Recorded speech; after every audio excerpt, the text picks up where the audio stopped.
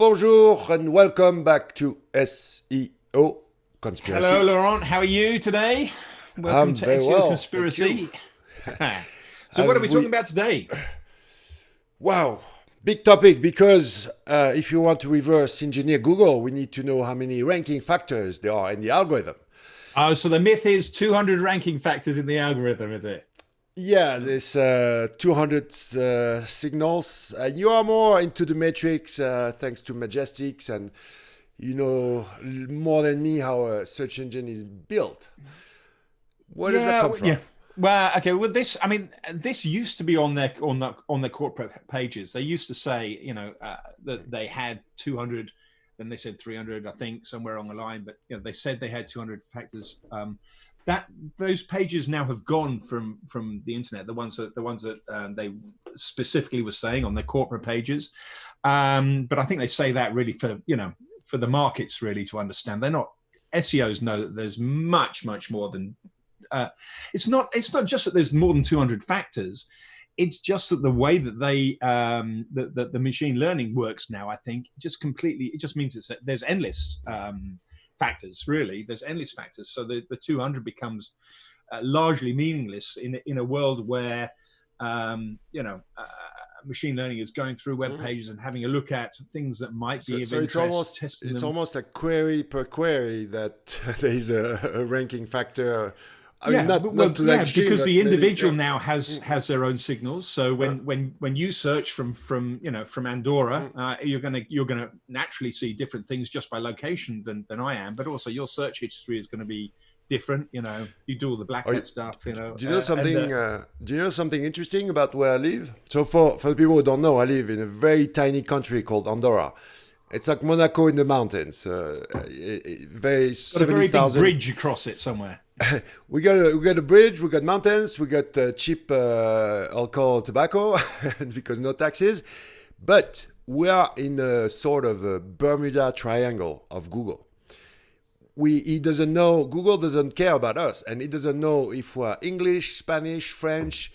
So I can break Google and I can see sometimes result, and even it happened yesterday, where into the matrix, into a place where, for example, for wine in French, vin, 59 results, and a page that showed everything. Like RankBrain doesn't know what's wine in French, so it's about cars, it's about wine, it was about different things, and only 59 results. So it's like, I got a little. So yeah, I remember once when a friend of mine was messing around with IP numbers, and all of a sudden their website appeared to be in the Vatican City. So No, but it's fun when you can find, and especially when you study queries over years and years and years, and you watch them and you see them evolve. But if we get down to the facts, yes, these 200 signals comes from somewhere. Someone, maybe Eric Schmidt said something, or back in the days, doesn't really matter. What matters is people doing surveys with SEOs. Trying to rank those ranking factors. That's an odd one, isn't it? I mean, it's silly. I think maybe it's good to try and sort of bring them out so you can sort of highlight them all. But to definitively say these are the 200 ranking factors, is just a mad way to go about things, in my opinion. So we gotta find the psychological because a great SEO like you is no, you gotta ask yourself a question, and the most difficult is asking the right question, right? Then you can go right or left. You go left by opening up. You don't have the answer. Maybe you'll never have an answer. That's the way you investigate. And you go right, trying to fit the answers to your question. Yeah. That's what they're doing. They are building a path to say, okay, that's where we are looking at. That's where we want. Now it's the cognitive bias of confirmation. Let's say, okay, I'm thinking that, and that makes sense. That's where I think I should go. And we got to confirm that way. That's not the right way to do it. It doesn't mean that some of it can be true or wrong. It's just not the right way to go about it.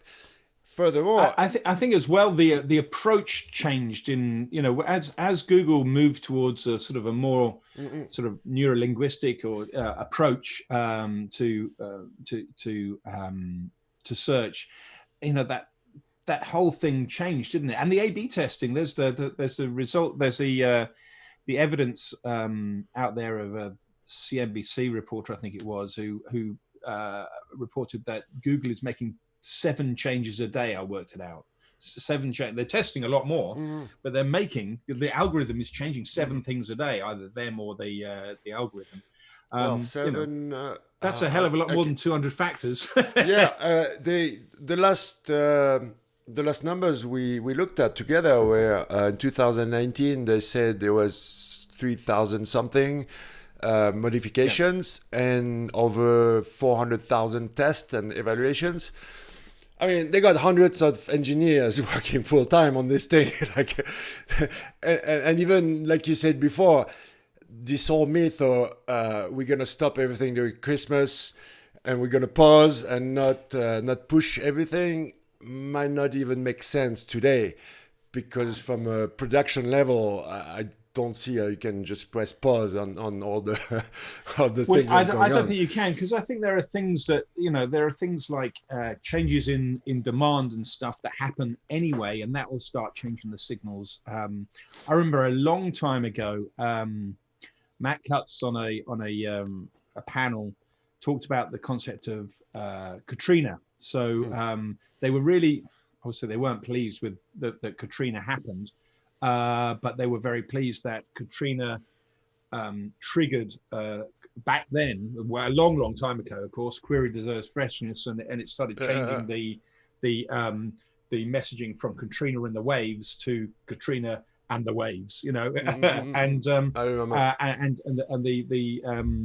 the signals changed, and that wasn't a function of somebody going in there and changing the algorithm. It's a function of the algorithm recognizing that there is a new surge in demand or a new surge of interest in a different topic. And that was way back. Imagine now that they've got they've bought Freebase and MetaWeb, and they've got, you know, they took in all those entities, and they've, you know, fed those into the system as well.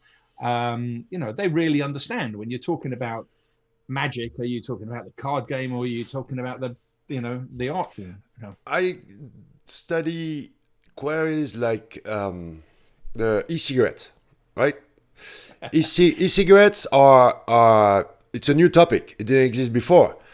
And I watch how Google tried to understand what it was. And even from a topical trust flow perspective from Majestic, I was watching how first it was the backlinks, the smell of the backlinks was random. Then it moved to tobacco addiction, then tobacco recreation, and now it's kind of, okay, is it tobacco addiction, tobacco recreation, as far as the smell of the backlinks? And we see them. So behind that, you could argue quite easily that as soon as it understands the concept of any topic, then that topic becomes a signal. So therein lies 12.5 million signals, because that's how many entities were supposedly in Freebase when they bought it. Wow. So you've gone from 200 to 12.5 million. You know, just with that, potentially, once Google understands a concept, a topic, then it changes the nature of its algorithms from a keyword-based mentality to a thing, string to thing-based mentality. Now, if I want to give a tip to the viewers to become a better SEO, you don't care about the 200, because if we want to sum it up, the major 2, you got only 2, the page and the links, right? Yeah, well, they say 3, don't they? They say page, links, and rank brain. But as far as SEO, even before, we didn't care about content. It was title tag and links and backlinks. Links came later, but it was title tag and backlinks, and we will just do backlinks. With a machine like Xrammer, it was a Russian tool. It was like you had to change like TXT files. It was horrible. Like it was like the It was like a Russian spaceship from the 70s, right? But you could do up to 2,000 links, backlinks per minute, right? It was profiles of forums and stuff. And now an aggressive linking strategy would be one link every 2 or 3 days. So from 2,000 links a minute to one link every 3 days. It's a big change since Penguin. But that was not my point. Now we got on page, title tag is still very strong. The block of content is the element that I saw moving up in the game. 10 years ago, it was not in the top five of things we took into account. And now it's really like top 2. And we introduced this whole concept of if you build in links, your internal linking strategy in a smart way, it's going to be maybe, we debated in links versus backlinks in a different video. But when I train a CEO, I'm like, okay, try to rank not the 200, but the top 5 factors that seem to you the most powerful. If I optimize the title tag in a positive way, how much is going to count of it on 10? For example, we're going to give it 8 or 9 over 10 in a positive way. What about if the title tag is optimized in a bad way? 3 times the keyword, too long, too short. Well, how much is going to impact negatively if it's a bad title tag? Let's say, same, 8, 9 over 10 if it's a bad title. Then you go on. You move on to the second. What's the second? Backlinks with anchor text. How much does that weight? If it's good, if it's bad. And by doing this exercise, when you're a beginner, you're trying to make your own little sauce by saying your own little optimization tactic of how you need to manage those levers. Because you pull something, it's action reaction, right? I build a link, I'm expecting something happening. I optimize my title tag. Okay, I take your point, and I think it's true to an extent, but I think there's a flaw, and the flaw is I've got to do a presentation that I did a presentation a few years ago for people at Ogilvy, and so they're not advanced SEOs, but they wanted a top 10 SEO things for SEO for PR professionals. And I kind of looked at the data out there and the opinions out there, and Moz had one list, Search Metrics had another list, SEMrush had another list, so local SEO had another one, and they were totally different things, completely different, not even any overlap. And I thought, what, to start by saying, what are the most important things is a mistake. I think that the game has got to be to look at Google's objective, and the EAT guidelines are as good a way of measuring those objectives as possible. The content quality rater guidelines, and say, well, that's where Google's trying to go. So I want to create web pages that can't be argued by anybody that's looking at those guidelines, because that's what the machine is trying to get to. I need to rephrase the context of what I said, because you are right. It was, first of all, it was 10 years ago. It was just a training exercise, right? Yeah. It was just for people to try to get a feel, and it was before the machine learning. It was back in the days where there was more like when Amit Singhal was the head of search. It was more like a organic feeling of SEO. And it was for people to try to, and you're right, because every time I did that exercise, every single result was different for every single SEO. So it was more for them to try to say, okay, I need to steal this. I need to make it my own. And it doesn't matter what the other one says. If it works for me, that's all I care about. If I achieve results, if I get results, because too many people are just talking and let's meet on the search engine result page, right? If you, for example, on the we said we're gonna be nice. We're not gonna name any people, but you got a couple of people talking about SEOs on video that the industry think are not relevant.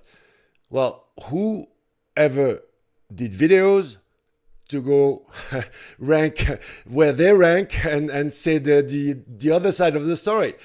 Well, we're here. We're gonna tell the story of the other side of the coin. But it's easy to talk.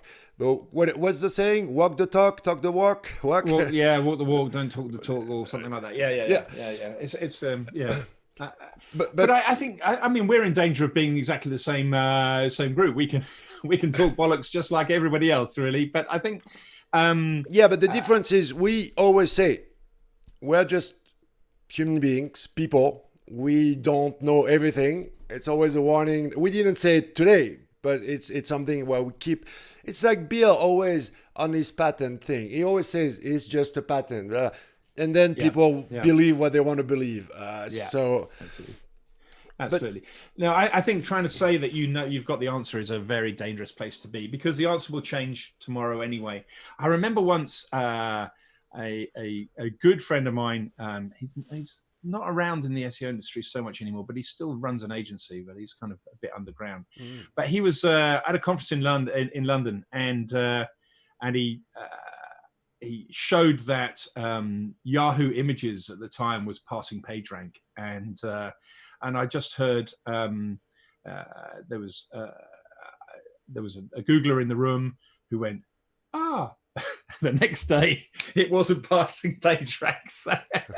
So it was you've got to be careful what you say. If you're going to go out and say this is the absolutely the gospel truth, and you're going to say it loudly, then it won't be the gospel truth for very long. Furthermore, when we go into this whole like when you read the title that says how to increase your traffic by 725% in 10 days, this whole clickbait thing, okay, what it should read is how to increase your traffic by 722% in 10 days, quote, study case, unquote, okay? Case study. Not study, case study. That's proper. It's a case study. It's interesting. It's just a case study. Because when people think that it's the proven strategy to rank, like we always say, correlation doesn't mean causality, right? If you study a website that did this, you do it, and it's not gonna work the same way. It's just the way it works. I've got a case study coming out next week, actually. Well, in fact, by the time this goes live, it'll already have gone live anyway. But yeah, this is very much a case of trying to make sure that you cut down those variables as much as possible if you're going to try and do a case study. And it's not easy to do, especially on your own. So we ran a case study, but we've got 20 different SEOs all doing a very specific thing, and then so we're looking at the results over a range. And it's pretty interesting. I think we've got some interesting stuff, but that's for another day. To wrap it up, more than 200 factors. In fact, it's not even a countable number of factors anymore. It's concepts continually vying against each other to produce the results. And like you said, it's better to take an approach from before, trying to do the proper job. What the algorithms want, what does Google want? We shot a video, Dixon and I, a long form video on that. So I'll link to it. And don't chase the algorithm anyway. It's a proven losing strategy. Trust me, what's called a search engine hacker. So chasing the algorithm, I do it for fun. If you do it for a business, it doesn't work. You got to build a business first and let Google figure out, make it easy for Google to follow. Yeah. Don't be what's called what Christine calls a ass hat. You can be a white hat, a black hat, but not an ass hat. Ass hat is the one who puts his employees in danger, who does stupid things as far as SEO goes. But good. Yeah. Okay. So. What are we on next time? What are we talking about next time? Next time, you don't have your PageRank T-shirt, but why does every SEO got the PageRank formula wrong? Okay, fine. Let's go do it.